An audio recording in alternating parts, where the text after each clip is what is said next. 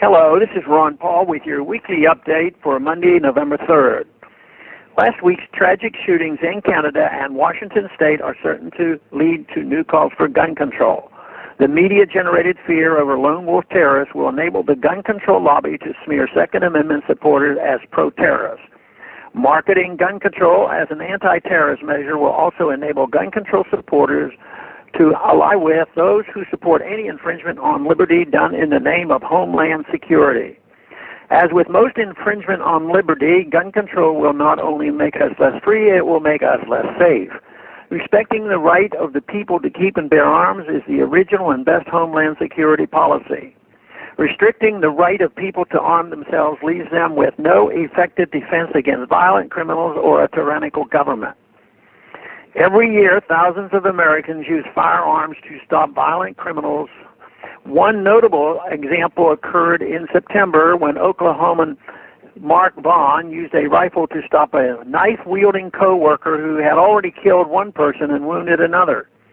Unfortunately, most of the media coverage focused on speculation that the assailant was motivated by radical Islam rather than on Vaughn's use of a firearm to protect innocent lives. It is no coincidence that states that pass concealed carry laws experience a drop in crime. Since passing concealed carry in Texas in 1995, murder in the state has declined by 52%. In comparison, the national murder rate declined by only 33%. Perhaps the best illustration of the dangers of gun control is the federal regulations forbidding pilots from having guns in their cockpit. Ironically, this rule went into effect shortly before September 11, 2001. If pilots had had the ability to carry guns on 9/11, the hijackers may well have been stopped from attacking the World Trade Center and Pentagon or persuaded not to even try. Shortly after 9/11, I introduced legislation allowing pilots to carry firearms in the cockpits. Congress eventually passed a bill allowing pilots to carry firearms if they obtain federal certification and obey federal regulations. Aside from the philosophical objection that no one should have to ask government permission before exercising a right, the rules and expensive approval process discourage many pilots from participating in the Armed Pilots Program. It should not be surprising that the anti-gun Obama administration wants to eliminate the Armed Pilots Program.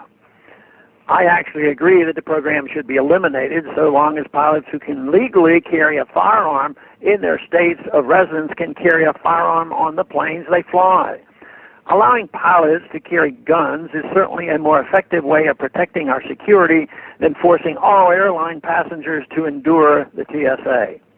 Both gun control and foreign interventionism disregard the wisdom of the country's founders. An interventionist foreign policy like gun control threatens our safety. A hyper-interventionist foreign policy invites blowback from those who resent our government meddling in their countries, while gun control leaves a people defenseless against violent criminals.